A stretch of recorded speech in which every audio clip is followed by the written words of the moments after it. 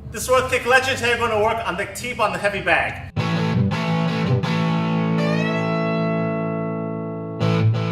So there are lots of different teeps and front kicks we can work with the heavy bag.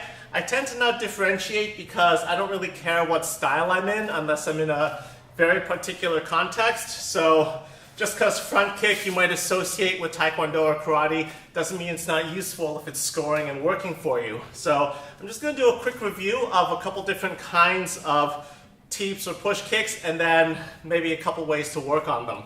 So first of all, we have the very classic, what we associate with the Muay Thai push kick. You raise your leg up and you thrust the hip forwards, and it has a very pushing feel, right? I'm making the bag swing. You can make something that's a little bit more thrusting, but still fundamentally a push kick. And then you can make one that's very striking, so I'm trying to think about denting the bag.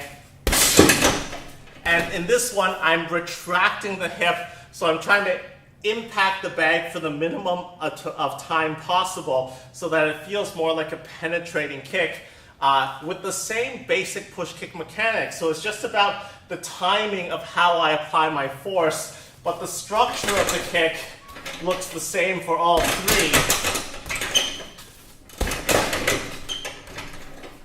And it's just a matter of the speed and nature of the retraction and my intent on how to hit the bag. You notice with that penetrating kick, the bag is still swinging, and that's okay.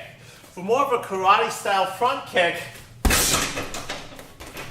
this kick is still ultimately supported with my hips.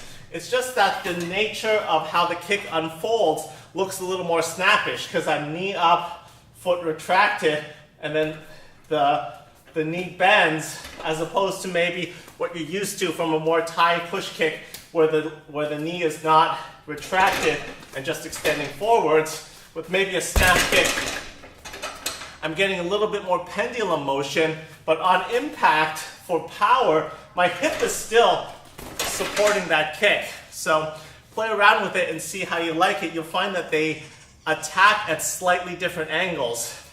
And now when you're working solo, this is where you can really get some good dynamic variation without worrying about kind of sliding off the partner's Thai pads.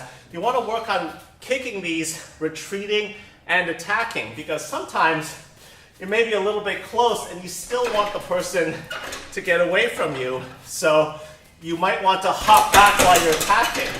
By the way, you also want to work on the different ranges, right? For the exact same reason. Sometimes I'm here and I just can't think of how to push with my hands, so I'm just here. And I notice that even if I want a very Thai feeling push kick, I do get my knee up higher in order to deliver that, as opposed to out here where maybe I could deliver it at a lower angle.